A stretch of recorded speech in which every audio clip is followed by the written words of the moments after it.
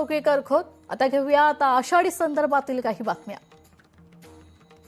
आजपासून विठुरायाचे 24 तास दर्शन सुरू असणार आहे. देवाचा पलंग काढण्यात आलेला आहे. आजपासून देवाचे सर्व राजोपचार बंद राहतील. असाच आढावा घेतला आमचे प्रतिनिधी अभिराज उबाळे यांनी. पाहूयात. रूपी जडले लोचन पायी स्थिरावले मन, देह भान हरपला तुझ पाहता विठ्ठला.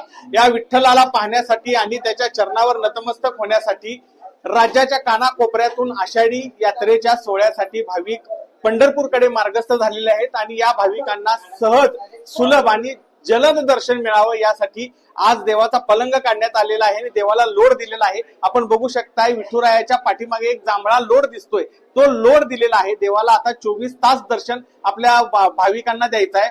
देवाला थकवा येऊ नये म्हणून हा लोड दिलेला आहे. आज मंदिर समितीचे सह अध्यक्ष हबप गहिनीनाथ महाराज औसेकर, कार्यकारी अधिकारी राजेंद्र शेळके आणि सर्व सदस्यांच्या उपस्थितीमध्ये हा पलंग काढण्याचा कार्यक्रम झालेला आहे. आणि आजपासून देवाचं आषाढी यात्रेच्या काळामध्ये 24 तास दर्शन भाविकांना मिळणार आहे. साधारण देवाचे नित्य उपचार झाल्यानंतर 22 तास 15 मिनिटे देव आपल्या भाविकांना दर्शन देणार आहे. या काळात व्हीआयपी दर्शन देखील बंद ठेवण्याचे आदेश पालकमंत्री जयकुमार गोरे यांनी दिल्याने तो देखील 3 ते 4 तासाचा कालावधी कमी होणार असल्याने भाविकांना आता विठुरायाचं जलद, सुलभ दर्शन मिळणार आहे. अभिराज उबाळे, लोकशाही मराठी, पंढरपूर. 56 लाखाच्या सोन्याच्या पादुका विठ्ठलाला अर्पण करण्यात आलेत. अहिल्यानगरच्या विठुभक्तांकडून विठ्ठलाच्या चरणी अर्धा किलोच्या सोन्याच्या पादुका अर्पण करण्यात आलाय. तर देवाचा अभिषेक करताना या पादुका वापरल्या जाणार आहेत.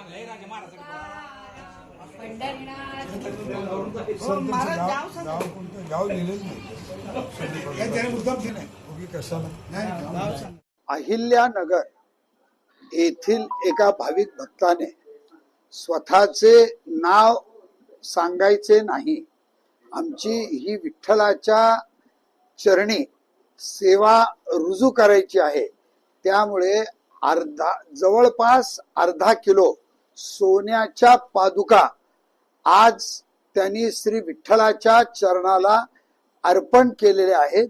याची किंमत जवळजवळ 56,59,000 एवढी किंमत आहे. ज्यावेळेस आपण देवाला दागिने अर्पण करतो त्या दिवशी श्रीच्या चरणाला आपण रोज या पादुका लावतो. शक्तीपीठ महामार्गाविरोधात बाळापूर येथील शेतकरी आक्रमक झालेले आहेत. शेतकऱ्यांनी कळमनुरीच्या उपविभागीय अधिकारी कार्यालयासमोर एकच जिद्द केलाय. शक्तीपीठाच्या घोषणा दिलेल्या आहेत. शक्तीपीठ रद्दच्या घोषणा यावेळेस देण्यात आलेल्या आहेत.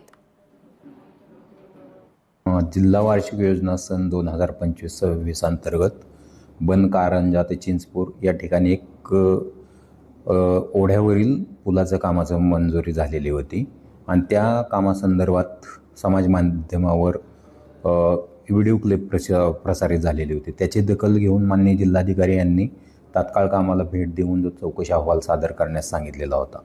त्याप्रमाणे आम्ही काल त्या ठिकाणी माझ्या तांत्रिक टीमसोबत पोहोचलो. सर्व कामाची पाहणी केलेली आहे आणि त्या संदर्भातील एक सविस्तर अहवाल मी उद्या सकाळपर्यंत माननीय सीओ साहेबांकडे सादर करणार आहोत. पुलावरून जात असताना पुलाच्या कठड्याला लात मारली. नवीन नवीन बनलेला पूल होता आणि तो कठडा अक्षरशः एखाद्या कागदाप्रमाणे खाली उडून पडला.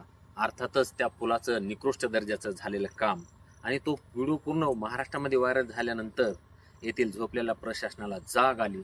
जाग येऊन त्याने लगबगीनं तो पंचनामा केला आणि त्याचा रिपोर्ट कलेक्टर साहेबांकडे सध्या दिलेला आहे. परंतु येथील संतप्त झालेल्या नागरिकांचे असं म्हणणं आहे की जे कोणी गुन्हेगार असतील, तो कॉन्ट्रॅक्टर असेल किंवा त्याला कोण पाठीमागं घालणार असेल, अशाची गुन्हेगारच आहेत हे लोक. कारण हे कामच तसे करतात. यांना गुन्हेगारच म्हणलं पाहिजे, कारण यांच्यावर कडक फौजदारी कारवाई झाली पाहिजे. लोकशाही मराठी ऐका, पहा, जागरूक रहा.